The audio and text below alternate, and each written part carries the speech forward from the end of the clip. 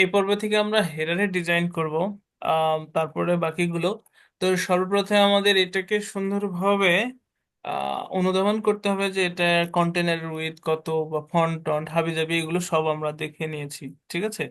তো এখানে যেগুলো বিগ ফন্ট, এই বিগ ফন্টের এটার দেখো আমি যদি বলে দেই এটা হলো H2-তে, এটা যদি 40 পিক্সেল এবং বোল্ড, এটা কতটুকু, মানে এগুলো যদি আমি বলে দেই আগেই তাহলে পরে বিষয়টা ভালো হয়।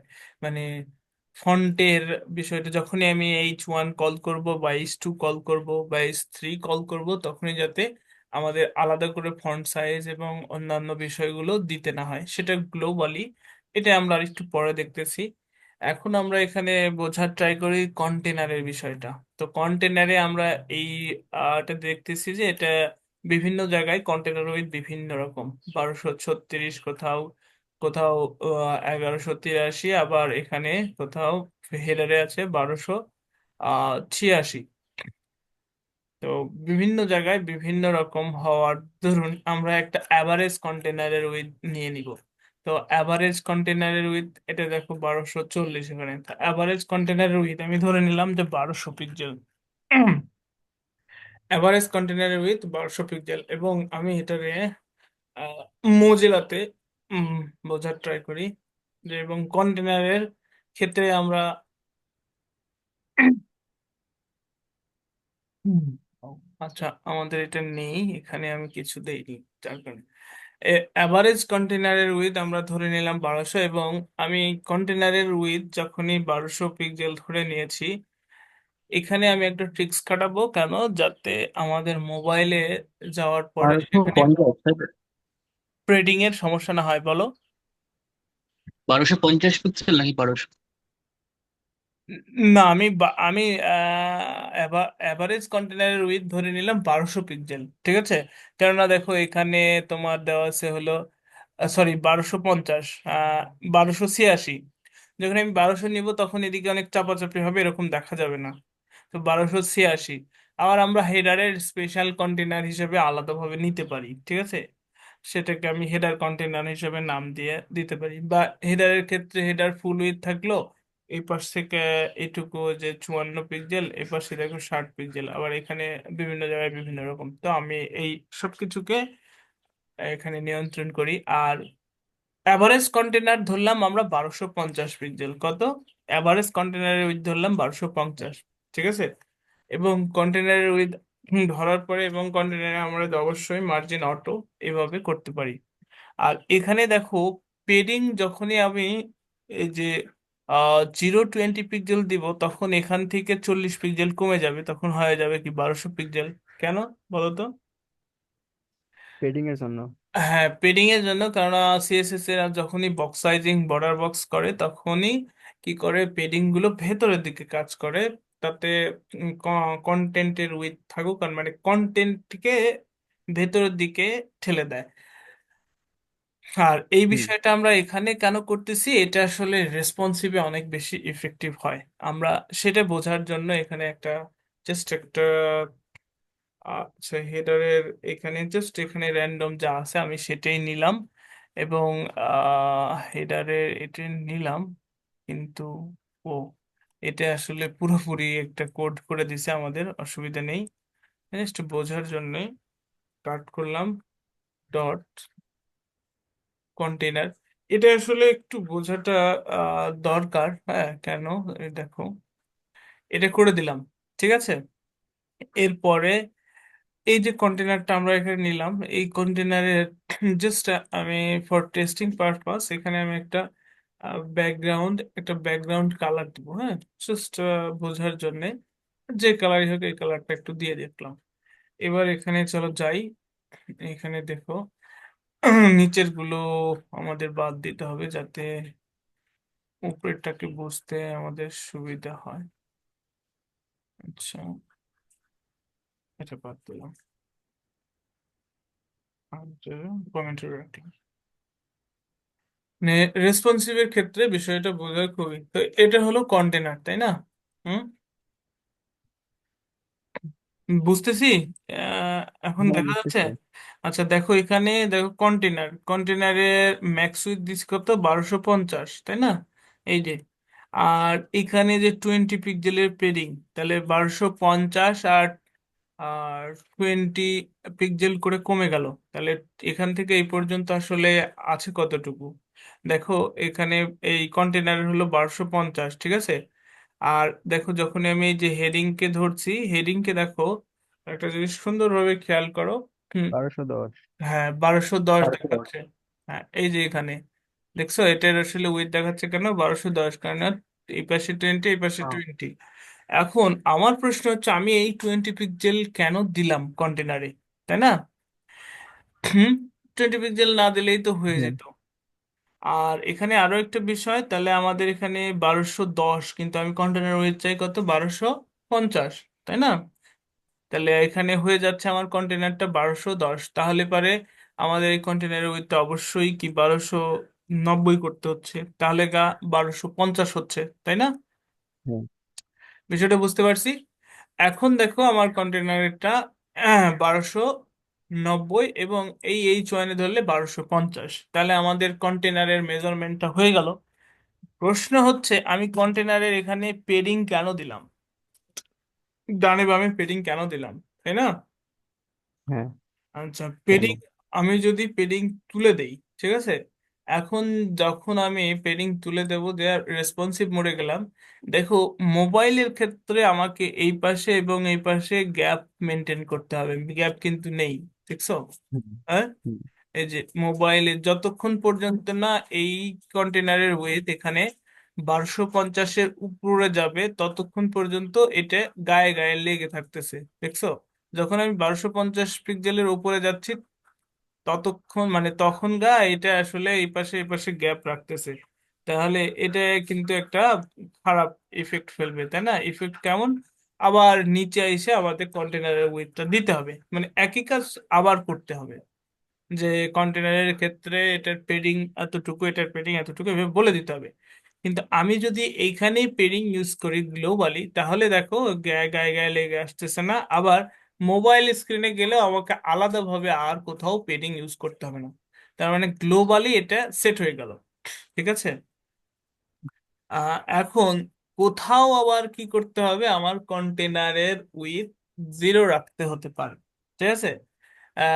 কোথাও কন্টেনারের উইথ 0 বলতেছি, কোথাও কন্টেনারের উইথটা আসলে 100% রাখতে হতে পারে। তখন সেখানে যা আমি সেই সেকশন ওয়াইজ, সেখানে যা ওই কন্টেনারের উইথটাকে আমি ফুল উইথ বলে দিতে পারি, ঠিক আছে। তো এইভাবে করলে বিষয়টা একটু ভালো হয়, ওইভাবে করলে পারে একটু ভেজাল বেশি হয়, তো কম আর বেশি এই আর কি। যাই হোক, আমরা অনেক কথাই বললাম তাহলে। এবার ফাইনালি আমি কন্টেনারের বিষয়টা বোঝাইতে পারছি নাকি? বুঝতে পারছি।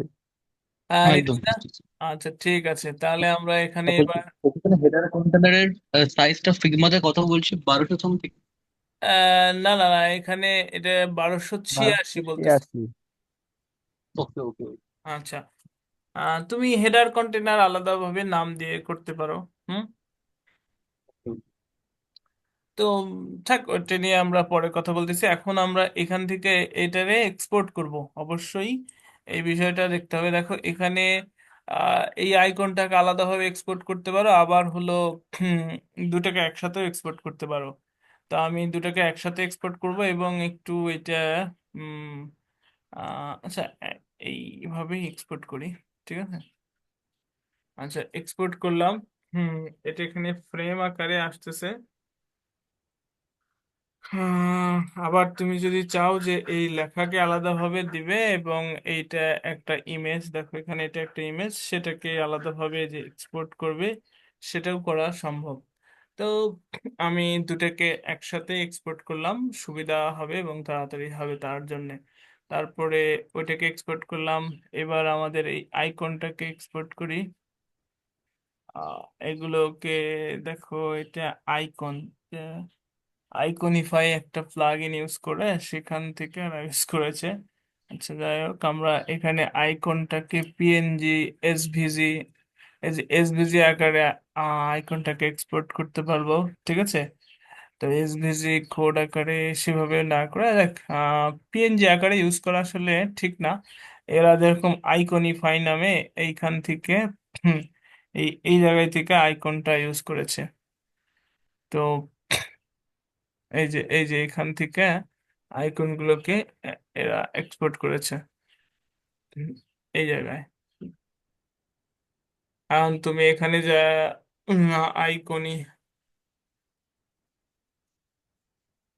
আরে আইকনিফাই জাস্ট আইকনিফাই, আইকন, রিয়াক্ট রিয়াক্ট এগুলো নয়, এগুলো জাস্ট এই যে আইকনিফাই এখান থেকে এরা ইউজ করেছে। এখন এইটা কিভাবে তুমি সিএসএস ইউজ করতে পারো সেই বিষয়টা, তো আমরা ওই বিষয়টা নিয়ে দেখতেছি না এখন, এটা আলাদা বিষয়। নর্মালি আমরা এখানে পাইছি, এখান থেকে জাস্ট এই পিএনজি আকারে এক্সপোর্ট করে আমরা ইউজ করলাম। তারপরে এখানে সার্চ আইকন, এই যে এখান থেকে আইকনিফাই থেকে ইউজ করেছে, আহ, নিলাম আর কি। ঠিক আছে, হার্ট আইকন প্রত্যেকটা এইভাবে, আহ, এটা কার্ট আইকন, ঠিক এইভাবে দেখো নিলাম। এখান থেকে ডাউনলোড হইলো। তো আমরা এখানে ফোল্ডারে গেলাম, এই সবগুলোকে সুন্দরভাবে এখান থেকে কাট করে আমরা যে প্রজেক্টে কাজ করছি সেই প্রজেক্ট ডিরেক্টরিতে যাই। এখানে এর মধ্যে ইমেজেস এই জায়গায় আমি পেস্ট করে দিলাম। আচ্ছা, প্রত্যেকটা নাম আমি রিনেম করা যাইতে পারে, তা আমি জাস্ট এটা লোগো নাম দিলাম, আর বাকিগুলো আমরা নাম দিলাম না, এটা আমরা নিয়ে নিবো আমাদের মতো করে। তো কন্টেনারের বিষয়টা ক্লিয়ার। আপাতত ব্যাকগ্রাউন্ড কালার থাক। এবার এখানে আমি সুন্দর মতো করে এবার আবার আমাদের মতো করে যদি করতে চাই, প্রথমে হেডার, আর হেডারে আমি একটা আইডি ইউজ করি যেভাবে করি আর কি, যে হেডার, ঠিক আছে। আর তারপরে হলো এই হেডারের পরে আমি দেই কিভাবে, আমি এই সিস্টেমে করি, হেডার র্যাপার। আচ্ছা, হেডার র্যাপারের মধ্যে ডট কন্টেনার, এই কন্টেনার নেই। আর এই কন্টেনারের ভেতরে আমার থাকে হলো ফ্লেক্স কন্টেনার। আচ্ছা, এই ফ্লেক্স কন্টেনারটা যেহেতু এটা হেডারের, তাই আমি লিখবো হেডার, হেডার ফ্লেক্স, হ্যাঁ, বা হেডার ফ্লেক্স কন্টেনার এরকম। তো হেডার ফ্লেক্সের মধ্যে প্রথমে থাকবে লোগো, লোগ নিচের পোর্শনটাকে রিমুভ করলে আই থিঙ্ক বেটার হবে, তাই তো? নিচে আর একটা কন্টেনার দেখা যাচ্ছে না, কন্টেনার ওয়েলকাম টু কর্নার। ও ও, এটারে এটারে এভাবে রেখে দিই, তাই না?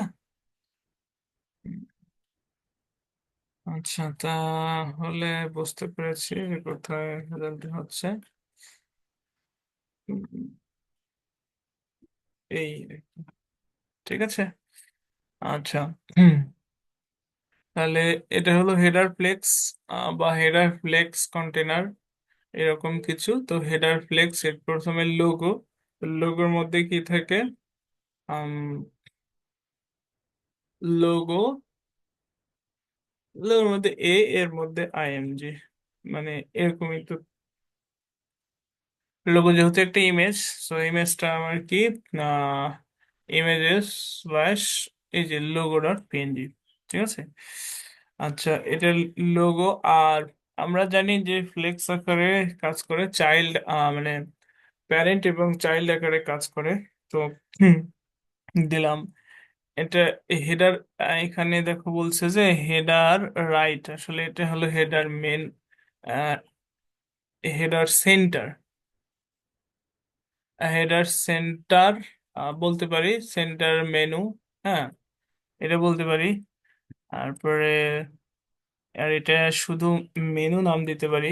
আচ্ছা, একটু বেশি ইয়ে হয়ে যাচ্ছে না, দ্রুত হয়ে যাচ্ছে, হিবিজিবি দ্রুত হয়ে যাচ্ছে না?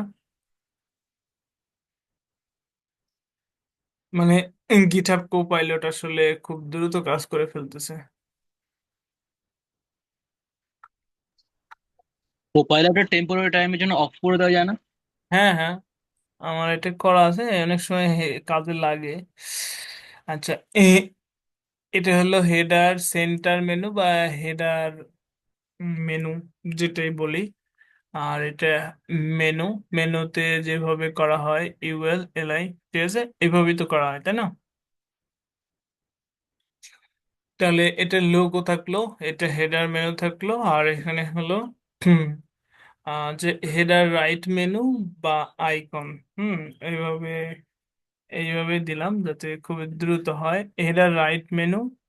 আর এটা হলো আইকন মেনু,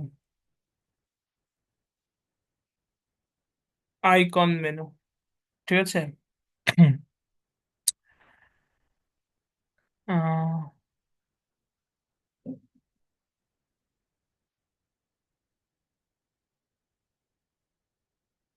আচ্ছা, এবার এখানে দেখো এটা কার্ট আইকন দিয়েছে। তো আমার প্রথমেরটা কার্ট না, এইখানে থাকবে হলো কোনডে কার্ট, কি করে বুঝি প্রথমটা? আমাদের প্রথমটা ছিল কি, অ্যাকাউন্ট, তাই না? তারপরেরটা ছিল কি, অ্যাকাউন্টের পরে কি ছিল, সার্চ, সার্চ, সার্চ কোনটা, সার্চ আইকন। তারপরেরটা ছিল কি, সার্চের পর ছিল কি, heart icon, heart heart heart heart, কোথায় এটা? আর একটা কন্ট্রোল শিফট ডাউন অ্যারো।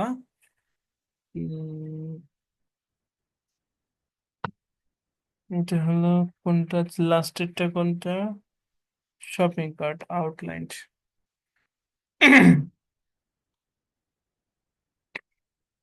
আচ্ছা, এইটুকু আমাদের মার্ক আপ, ঠিক আছে। আর 1 মিনিট আছে, আমি পরের পার্টে বাকিটা করি, ঠিক আছে। বলছি মাঝখানে যদি তিনটে ডিপ না নেই, আমি যদি অনলি ইউএলটাই নিই, ইউএল দিয়ে direct direct header centre menu বা হ্যাঁ, হ্যাঁ, হ্যাঁ, হেডার। হ্যাঁ, করা যাবে তো। এখানে আমি এই একটা ইউএল ট্যাগকে মানে ডিপ ট্যাগকে পড়তে বেশি সময় লাগে না। ওকে। আর এখানে ইউএল নেওয়াতে কি হবে, এখানে এর ভেতরে আমি যদি মেগা মেনু করতে হয় বা আরো আরো অন্যান্য অনেক কিছু করতে হয়, ওকে। তাহলে এটা সাপোর্ট হিসেবে কাজ করবে। মানে এই ধরনের এই মার্কআপটা মানে হেল্প করবে। তাছাড়া আবার